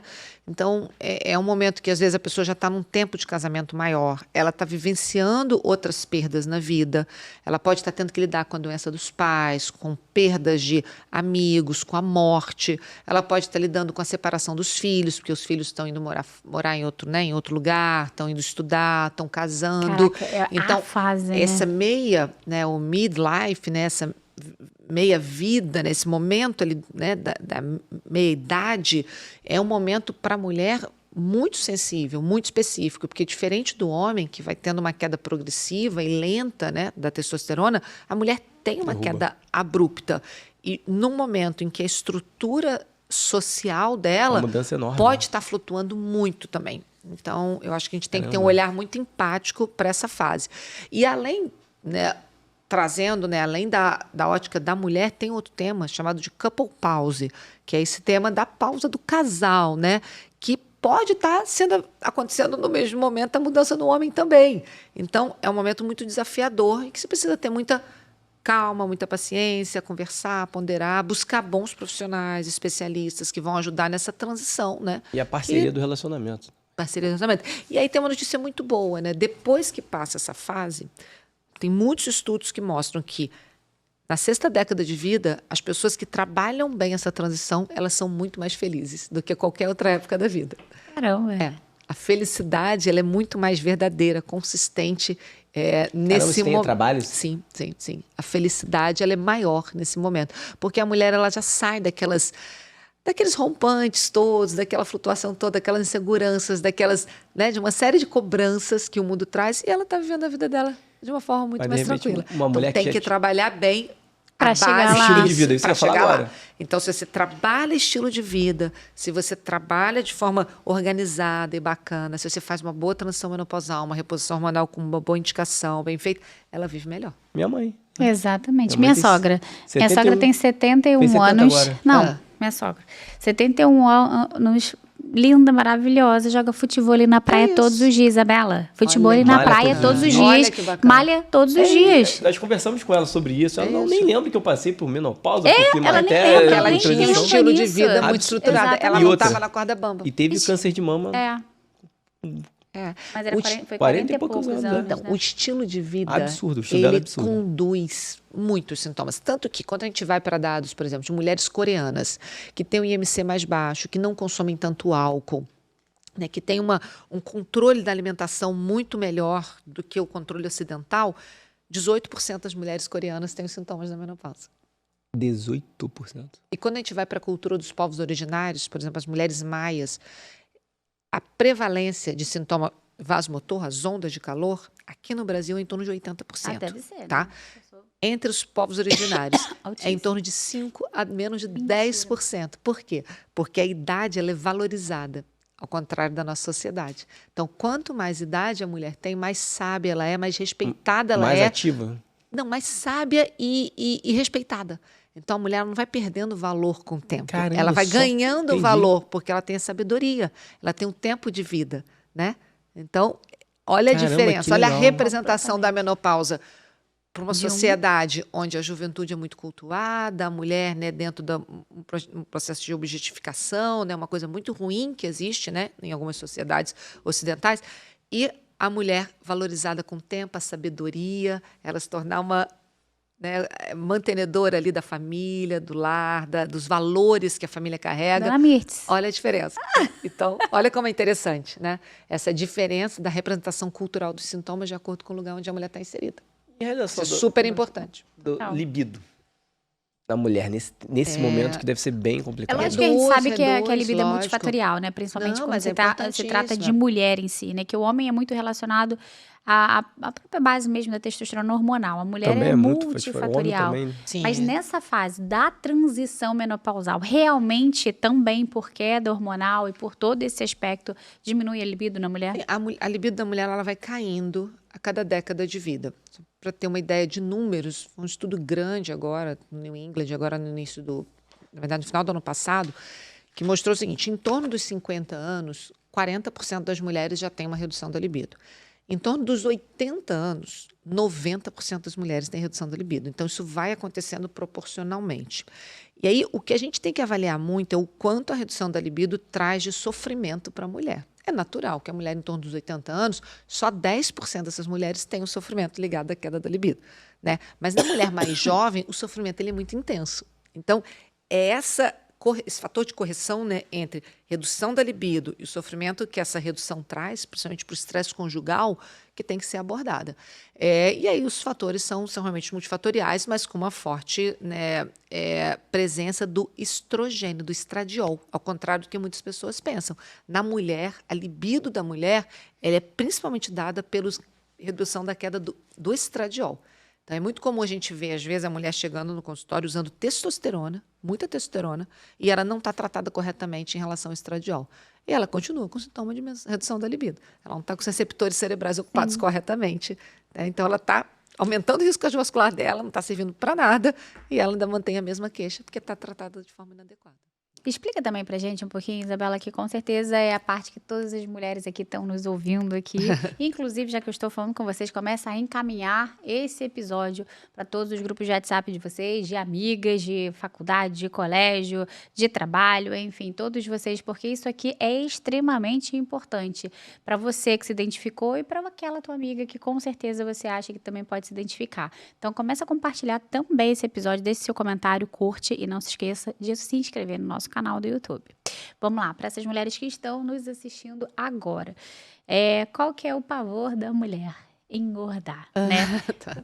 Nessa fase, isso também ocorre com uma certa facilidade? Lógico. Qual que seria a explicação disso, assim, dessa parte fisiológica dessa transição menopausal e, obviamente, o que ela poderia fazer para tentar melhorar ou evitar, né, esse ganho de peso? A gente tem 2 momentos em que existem mudanças metabólicas no organismo feminino. Um em torno dos 45 anos e o outro em torno dos 60 anos. Então, não é porque a mulher está comendo mais necessariamente, fazendo mais exercício. A mudança metabólica existe. Tá? Então, você vai ter uma redução de metabolismo basal, uma mudança do ponto de vista celular, e você vai ter mais chance de ganhar peso. Então, isso é hormonal, fisiológico. Significa que eu vou ganhar peso? Não. Significa que você tem que mudar o que você sempre fez. Então, é uma coisa que a gente ouve muito. Poxa, doutora, mas eu sempre comi assim, não é possível eu estou engordando agora. É possível. Sim, porque você não deveria estar comendo assim. Então, é a gente tirar essa vitimização, né? E falar assim, gente, então agora eu não posso continuar fazendo o que eu sempre fiz. Eu não posso. Se eu continuar fazendo o que eu sempre fiz, eu vou mudar a minha composição corporal. Pode ser que eu fique bem dessa forma e fique... Ok, não tem problema nenhum. Mas se te incomoda, você vai ter que mudar um pouco do seu estilo de vida. A alimentação da mulher na transição menopausal na menopausa, ela vai ter que ter uma correção para a quantidade diária de carboidrato. Eu tenho que modificar a proporção de carboidrato, proteína e gorduras na minha alimentação. Senão eu vou ganhar peso. Tem um hormônio, né, o FSH, que a gente falou, isso já foi demonstrado em modelos animais, em ratinhos, né, que ele isoladamente, independente da alimentação, ele já favorece a diferenciação dos adipócitos, que são as células de gordura, principalmente na região central, na região centrípeta. Um processo que vai acontecendo um pouquinho mais para frente é começar a perder um pouco de massa magra também. Se eu perco massa magra, isso é mais acentuado a partir de 60 anos. Se eu perco massa magra, o que vai acontecer? Meu metabolismo basal cai. Então, eu vou, ao longo, que a gente chama de mudança, né? História natural do ganho de peso, eu vou perdendo músculo e centralizando depósitos de gordura, que é ruim para o meu sistema cardiovascular. Né? Se você parar agora para pensar numa senhorinha ali de 60 anos, você consegue avaliar Sem certinho. Aquela perninha bem magrinha, aquele abdômen bem globoso, né? Todo mundo parou e se você e pensar na imaginou sua sogra ali. que está fazendo exercício todo dia, como é que ela está? Não, magérrima, Ela sarada, perna grossa, modificou o estilo de vida do ponto de vista alimentar e faz atividade barriga física. seca. Então, é isso. A gente, né, tem que também ter essa presença, essa diligência. Né? A ciência, ela explica as mudanças para a gente. E o que eu tenho que fazer é agir dentro do meu conhecimento. É usar, né, tudo isso que a gente está conversando hoje aqui. Então, gente, ouve o podcast 2, 3, 4 vezes, né? Manda para os amigos e passe a tomar algumas atitudes positivas em relação à sua vida. Porque a gente ficar num lugar de, meu Deus, eu estou envelhecendo, meu Deus, as coisas mudaram, isso não vai levar ninguém a lugar nenhum. Então, a gente trazer para ação o aprendizado. E aí as coisas seguem bem. É parte, assim, da suplementação, creatina... algumas outras, até essa parte assim do whey protein, sabe? Como é que você lida com isso? Porque é o que eu falo até dentro do meu consultório, né? Eu não gosto da parte onde se troca comida de verdade por um monte de shakezinho. Mas, obviamente, que muitos deles têm suas ações pontuais ao longo do dia daquela pessoa, ali naquela fase, principalmente, até mesmo focando onde nessa fase, todas as fases são importantes, né? Mas nessa fase a ingestão proteica é muito importante, né? Até mesmo quando a gente fala ali de ganho de musculatura, para tudo, né, de fato. Como que você faz você faz essa intervenção? Eu acho que o próprio você nome foca diz, nisso? suplementos são suplementos, né? E a gente tem que ter muito cuidado, porque, como a gente falou, a indústria alimentícia, ela quer que você consuma alimentos ultraprocessados. E a indústria do saudável quer que você consuma suplementos. Então, o que eu mais vejo são pessoas consumindo suplementos por conta própria, porque viajaram, porque entraram na internet, porque compraram. Então, eu vejo as pessoas consumindo, por exemplo, ômega, sem saber a concentração de EPA, de DHA que tem dentro, sem saber quanto ela precisa no dia, sem saber que em 150 gramas de salmão eu tenho 1.200 miligramas de ômega, sem saber que na chia eu tenho uma quantidade enorme de ômega e que se eu poderia, através da alimentação, estar conseguindo aquela quantidade. Eu não posso porque eu tenho alergia, porque eu tenho dificuldade com o alimento? Ok, eu vou suplementar, mas isso com orientação médica. Para mim, suplemento tem que ser um médico orientando. Concordo. Eu acho uma loucura essa história hoje em dia de todo mundo tomando ômega, tomando magnésio, tomando whey protein, todo mundo tomando creatina. Dia desse eu atendi uma paciente de 85 anos tomando creatina porque o neto deu. Eu falei, Como assim, sabe? Então, virou uma grande panaceia. Eu acho uma loucura isso. Eu acho que suplemento entra dentro de um plano de tratamento médico Perfeito. e quantificado. E sempre que você não conseguir, através de alimentos in natura, aí eu vou ter que fazer uma correção. Eu tenho evidências boas para alguns suplementos. Então, por exemplo, a suplementação de ômega para pacientes com quadros mentais. Eu tenho meta-análise que sustenta a indicação, né? Mas eu tenho que ter um olhar muito individualizado para cada um. E o médico que tem que decidir isso, não é num blog que a pessoa vai se medicar e começar a tomar só porque disseram que é bom. Né? E hidratação em relação à água? Hoje acho que não vejo ninguém bebendo água, né? Tem que Quanto beber, isso é né? importante É uma em relação a... Aqui, a inclusive, nesse- cadê ó, você com a sua canequinha da Anima, bebendo seus 35 ml por quilo Mas a dia? gente fala, né? Como é difícil as pessoas beberem água. A importância nesse momento também em relação à pele, a isso tudo que a gente vem falando. A hidratação é importantíssima, né? Na menopausa a gente perde uma concentração enorme de água no tecido, então a gente desidrata internamente, externamente, assim, tem que consumir água e assim, é uma medida simples também, né? Para quem está assistindo a gente assim, que fica sempre essa coisa, quanto tem que tomar? 2 litros, 3 litros aqui? O xixi tem que ser amarelo palha, gente. Amarelo palha. Aí põe na internet isso, ó, amarelo palha, vê lá, a cor do Incolor, vinho, gente. amarelo palha. Tem que ser essa corzinha. Não é branco e nem é amarelo forte, aquele amarelo ouro. É aquele amarelo clarinho, pronto. Ah, minha urina não tá assim, toma mais água que vai acabar ficando. Porque isso corrige rapidamente, muito rápido. E uma coisa muito importante que a gente tem que falar, principalmente que a gente fala de alimentação industrializada, né? É a microbiota intestinal, né? O quanto o intestino que não funciona adequadamente por tantas coisas que estão sendo feitas hoje em dia, atrapalha também na saúde hormonal, principalmente nesse período, né? É um outro tema extremamente importante, né? A gente tem no nosso tubo digestivo bactérias que vão ter um papel extremamente importante.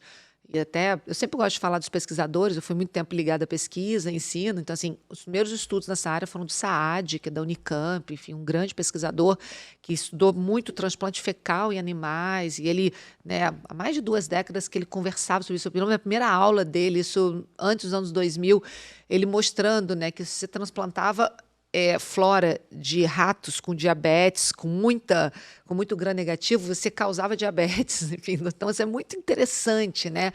A gente vê que os estudos estão evoluindo e que a gente tem que olhar para mais esse órgão, né, que é o intestino.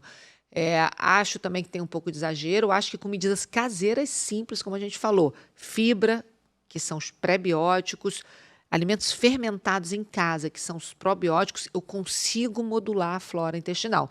E esse tema é muito importante, que a gente vê muita gente tomando probiótico e não consumindo os 30 gramas de fibra diária, que é o fundamental, que é importantíssimo para a gente ter uma boa microbiota, né? Que é Então, aquilo que você fala, que não está orientado, ouviu falar e começa a fazer. começa a tomar e não faz o Não, bem. e às tudo vezes que é tem bom coisa, é bom quando pra todo você mundo, pega nem para tem como estudar fazer. ali, tem coisa pior que você nem imagina que está ali dentro e estão Exatamente. vendendo Lógico, como um lógico. suplemento. Eu acho que até um grande, né, assim, um grande resumo, né, de tudo que a gente está conversando aqui é a importância, né, do olhar individualizado e para o simples, né? O sofisticado, ele existe, mas a nossa vida, a nossa saúde, se a gente faz o básico bem feito, a gente já está 80% resolvido. Tô curioso aqui, porque, enfim, você já é formada há mais tempo que a gente, né? Então, essa visão hoje da medicina, a gente viveu uma transição muito grande na medicina em relação à questão de antibióticos, a quimioterápicos. Eu acho que a sua visão hoje da medicina sobre o estilo de vida, como é que você vê? Porque hoje a gente só fala e bate nisso, estilo de vida, estilo de vida. Eu acho que a visão mudou muito para esse lado. Então, eu Sim. posso falar até nos congressos de urologia hoje, há 5 anos atrás, as plenárias lotadas era a parte de oncologia, a parte da andrologia, que fala muito sobre hormônio, começaram a falar sobre estilo de vida também, e está relacionado à infertilidade, eram mais vazias. Hoje, tudo lotado para esse lado. O que você vê essa mudança? Por quê, né? Então, eu acho isso muito bacana, eu acho que foi um ganho da medicina. Eu entrei na faculdade na década de 90. O que a gente falava naquela época? De doença. De doença. Então, a gente tratava de doença só. No início da minha clínica, quando eu comecei a clinicar, isso em 98, 99, assim, se eu perguntasse para um paciente que horas você dormiu, eu já ouvi isso no consultório várias vezes. Eu falei assim, que horas você está dormindo, que horas você acorda? Doutora, para que a senhora quer saber isso? Eu vim aqui ver minha tireoide. O paciente achava estranho mesmo, ele achava estranho. Ele achava assim, como assim? Por que a doutora quer saber isso? Tipo, nada a ver, né? Então, culturalmente, eu perguntava tudo bem com o senhor? Não, doutor, se estivesse tudo bem, eu não estava aqui. Vários falavam não, isso. Simpático. Aí eu falei, não, você tá aqui pra cuidar, né? Não precisa estar doente pra vir no médico, assim. Então, assim, a gente avançou muito, é muito bacana hoje em dia. Todo mundo entende porque eu pergunto do medicina sono, preventiva. todo mundo entende que tem que ir no médico mesmo sem ter doença. Então, isso é muito interessante, isso foi um ganho. E esse ganho, ele começou mais ou menos há uns 20 anos atrás, quando começaram a ter os grandes trials, mostrando que qualidade de vida é uma variável importante. Tanto que na oncologia já existe medicação aprovada que, mesmo se ela não aumentar o tempo de vida, a sobrevida, se ela melhora a qualidade de vida, ela pode ser empregada. Então, olha que bacana isso. Antes a gente só se preocupava em tratar a doença, depois a gente começou a se preocupar em aumentar tempo de vida, né, em reduzir mortalidade. Hoje em dia a gente se preocupa em dar qualidade de vida para as pessoas. Foi a transição para o pensamento da longevidade. Isso. Quando a gente pensa Hoje em nisso, dia, é de medicina preventiva. É isso aí. Hoje em dia a gente quer que as pessoas vivam muito tempo e bem, que é o conceito não só do lifespan, do health span. Você prolongar o tempo de saúde das pessoas. E é inevitável falar de estilo de vida. Então eu vejo assim, de uma forma muito feliz, muito boa, eu poder estar vivendo isso, né, assim, na prática, né? Fui de uma geração que era muito da doença e agora sou uma geração que olha por isso que eu ia te muito perguntar. para intervenção precoce, no que a gente chama de fase subclínica, antes da doença aparecer, muda o estilo de vida para a pessoa viver muito tempo e bem. Eu acho maravilhoso. E torço muito para eu poder fazer parte ainda da próxima geração que vai olhar os genes e vai trabalhar ali os riscos individuais a partir dos genes e de forma ali muito precisa, né? Então, a medicina preventiva de precisão, para mim, é a próxima etapa da medicina. Eu acho que eu devo estar aí com 60 anos, mais ou menos, na época. Eu vou estar animada, querendo viver isso. Exatamente. Eu não quis falar geração porque você é super nova. Aí a pergunta eu fiquei aqui, como é que eu vou perguntar? Mas assim, experiente, eu quis dizer experiente geração. Mas é muito legal porque você viveu isso. É muito interessante isso. Tem muitos acadêmicos. Eu vou fazer 30 anos de formado agora, daqui a pouco já. Exatamente. Então, isso que a gente estava falando, porque é muito legal, né? Porque eu tenho 19 anos de formada também. Mas mudou rápido a geração. Mudou muito rápido, mas mesmo assim, eu não vi isso na minha faculdade. Isso eu estou 19 anos formada, eu só também, a minha formação foi uma formação de doença. A minha residência, sabe? Então, esse olhar que hoje em dia eu falo, eu não faço mais anestesiologia, a gente abriu um consultório, onde a gente voltou o nosso olhar para uma medicina de saúde, é relação, atualização. Que é isso também que falta muito, né, Isabela? Porque, imagina, você ali vai fazer 19 anos de formada, né? Que você falou. Não, 30 anos de formada. 19 tenho eu. Você é maravilhosa desse jeito, com essa pele. Tem uns 12 anos de formada. Eu falei, confundi aqui agora. Eu falei, ai, eu não vou falar geração nem a pau. Experiência. Um pouquinho de tempo mais formado que a gente, né, meu amor? Você foi ali um lorde, um cavaleiro maravilhoso. Mas é verdade, ele ser com 30 anos, né? Aquilo ali é um foco. Você é diferenciada de ter esse olhar, porque infelizmente também é aquela parte que a gente fala que o Diogo hoje também é muito focado numa formação médica. Eu não quero nem falar muito da formação que está vindo, que está cada vez mais catastrófica, esse é um ponto. Agora, também tem uma formação de médicos, né, da minha época, da tua época, que também, assim, acham que dieta não modifica nada, acham que exercício físico não modifica nada. Ficar perguntando de sono é um absurdo, né? Então, assim, eu pego pacientes no meu consultório que falam, ai, doutora, meu médico era tal, ele acha uma palhaçada esse negócio. Às vezes eu trabalho eu gosto muito de ajuste metabólico de pacientes com doença autoimune. Ah, meu reumato fala que isso é uma palhaçada eu cortar isso aqui da minha dieta. Gente, não tem como, sabe?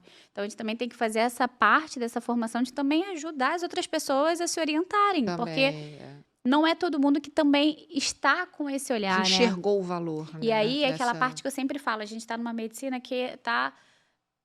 É uma medicina só, uma medicina única, mas é uma medicina muito polarizada. Aqui tem muitos médicos tradicionalistas, focados, bem formados, porém que não se atualizam e não abrem a mente.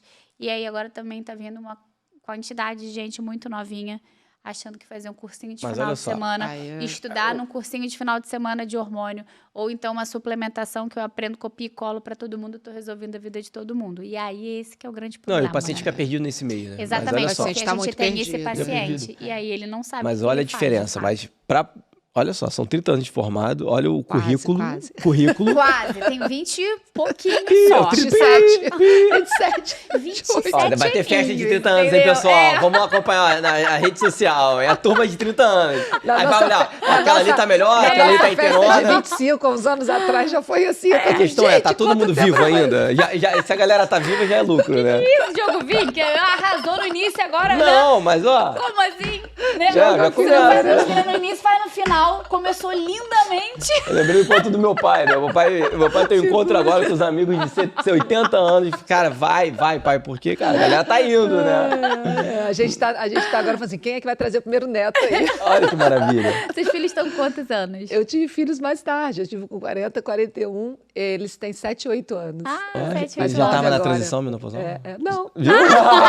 Viu? Pode engravidar na transição, olha. 40, 41, mas eu hein? não gosto de dar esse exemplo, porque assim, Não, foi não uma dá. exceção. Então, Sim. acho que o ideal é sempre engravidar o quanto antes. Mas o que é interessante é isso, uma formação... Para falar de estilo de vida, óbvio, você vem de uma formação clínica muito forte. E é o que a Vanessa falou. Sim, sim. De poder ter uma clínica forte e agir isso. Cada um no pilar, individualizar, montar um plano para cada um, cada paciente, porque cada ser vai agir de uma forma diferente. Algo que eu falo muito também, eu acho que falta em formação na nossa época e hoje, uma base de nutrição. Eu acho que dentro da Total. faculdade, isso me Aprender. incomoda um pouco, Total. sabe? Isso Assim, na incomoda. cadeira. É. Uma base também da parte psicológica, até de saber abordar o paciente. Tem uma alma ali, um outro ser humano ali na frente. Então, eu acho que isso falta também. Esse é um viés da formação do médico muito grande, né? A formação em humanidades também falta muito, né? O médico entender o contexto do paciente, entender o sofrimento que ele vive e saber abordar corretamente. E falta muito esse entendimento de como questões básicas da vida, como a escolha alimentar, o sono, o impacto que isso traz. Mas o problema é que isso não vende, né? A indústria não tem interesse que as pessoas saibam o básico, porque não vai vender remédio. Até mesmo porque isso vai tirar remédio, muitas É vezes. isso, Vai não vai tirar vender remédio, remédio. Então, a gente agora, recente, está vivendo uma questão pública muito séria, que é a classificação, né, do Carlos Monteiro, a classificação nova. Ela foi revista por uma pesquisadora americana de forma totalmente inadequada e arbitrária, e essa pesquisadora foi contratada por uma grande farmacêutica. Olha que loucura. Caramba. Porque a ideia é atrapalhar o conhecimento da população. Então, pegou uma classificação que estava ajudando todo mundo, uma farmacêutica, pegou isso e mudou essa classificação para distribuir nos Estados Unidos. E aí está dando um problema seríssimo, óbvio, né, todo meio acadêmico, mas chega nesse nível de manipulação. Entendeu? Sim, Então, sem por dúvida. isso que é importante, individualmente, as pessoas entenderem que isso está acontecendo. E elas próprias buscarem seu caminho saudável. Porque se for defender enfim, do grande sistema de vendas de Sim, sim. alimentos e medicamentos, não vai vir daí. Né? Perfeito. É isso. Mensagem você Isso que eu deixaria? ia falar assim pro pessoal que tá em casa agora te ouvindo, assim, um resumo, uma mensagem que você deixaria Não, no acho que é coração. pra mulher que tá vivendo esse momento, É, né? essa Deus. mulher que agora se identificou e falou, caramba, Vocês deviam ter me Quero avisado, ficar né? igual Que aí eu você, pensava. assim. elaborava um textinho aqui. Gente, eu acho que assim, o mais importante assim, é a gente viver a nossa verdade e se respeitando. Eu acho que se respeitar é o mais importante. Aprender a dizer não, sabe? Entender que o nosso corpo, a gente está, né, num podcast dentro de uma estrutura religiosa, assim, o nosso corpo é o nosso instrumento de vida. E a gente tem que respeitar a nossa saúde, o nosso corpo. A gente tem que fazer da casa de Deus mesmo, sabe? É um instrumento de vida. E tudo começa quando a gente vai se desrespeitando. Então, é um instrumento de vida, é um grande presente que a gente, né, que a gente recebeu e a gente tem que honrar esse presente. Eu acho que é a partir daí que a gente, começando a pensar assim, a gente vai ter uma vida boa, longa, próspera, com saúde, né, com felicidade. Longeva, isso aí. E longevos. E não tem Aí. atalho. Medicina não tem Exatamente. atalho. Eu acho Não Que o tem básico mensagem. funciona, É fala lá. isso aí, Exercício exatamente. físico, sono, alimentação e gerenciamento de estresse. Se fizer isso, já está ali com 90% do caminho andado nessa E transição tem mais um menopausal. ponto que eu estou torcendo para que entre nos pilares, né, da medicina de estilo de vida. A sociedade europeia já traz muito isso, que é a importância da religião e da fé. Exatamente. Não, isso que Isso a gente entra sempre nos fala. nossos pilares lá no nosso isso já consultório. entra A no nosso fé pilar. é fundamental. A gente ter né, a firmeza, a fé, a religiosidade, viver isso na nossa rotina. Isso faz muita diferença. Feita, cerejinha do bolo, não precisou nem de nada escrito, viu? Maravilhoso.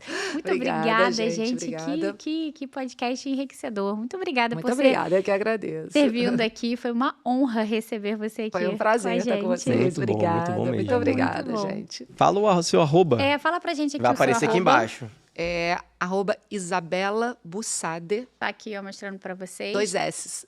E D-E. alguém quiser marcar consulta, como é que faz? Vai lá no... Tem no meu Instagram. Só no link vai no Instagram, No Instagram clica no tem, link da bio, vai ter ali a marcação de A consulta. sua clínica na Barra. Clínica na Barra, em Ipanema e em São Paulo. Eu, pessoalmente, já você não também atendo tem. novos pacientes há muito tempo. A minha equipe, que está comigo, eu tenho 10 endocrinologistas comigo, todos trabalham de uma forma, né, muito parecida. Eu me dedico muito, hoje em dia, à parte de ensino, à coordenação das clínicas, né? Então, às vezes, a pessoa quer marcar consulta comigo. Eu quero com a doutora Isabela. Gente, está a minha equipe toda lá para atender muito bem vocês. E eu estou por trás de tudo, tá? Você tem alguma pós, alguma... Não, mas tem muita vontade de construir, de E criar. um curso também que ela tem vontade de também Em breve, fazer em breve, em né? breve. Olha aí, ó. Olha aí. Podemos dar os avisos paroquiais? Vamos aos avisos Lojas paroquiais. Ânimas somente online. Olha aqui que eu trago hoje. Livro da irmã Zélia. Ó, Planejamento Espiritual. Olha, que bonito. Aproveitar a quaresma. Posso ver um livro, gente.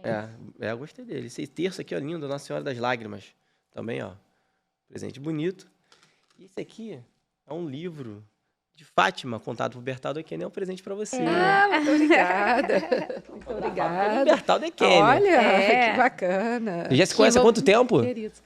Acho que uns 15 anos. Uns 15 anos, viu? Mais ou menos. E veio no nosso podcast, O Bertaldinho. Bertaldinho chorou. Teve ciúme, né? Bertaldinho ficou com Bertaldinho chorou. ciúme, chorou, mas foi Teve aqui que ela ciúme. veio. Antigamente era muito pequenininha.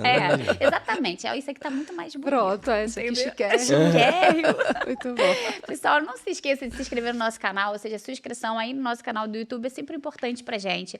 Então, comente, deixe seu comentário porque a gente vai ler, clica ali, curta e compartilha esse episódio, olha quão rico foi. Não se esqueça também de seguir todas as nossas outras redes, né? Deezer, Amazon Prime, o próprio Spotify. Instagram e o Spotify. Eu vou dar uma assim. Sabe o que é bom escutar? Malhando, de manhã o cedo. Diogo Tô agora fazendo tudo cismou agora. com isso. Academia, você bota ele pra escutar a gente, fica ótimo.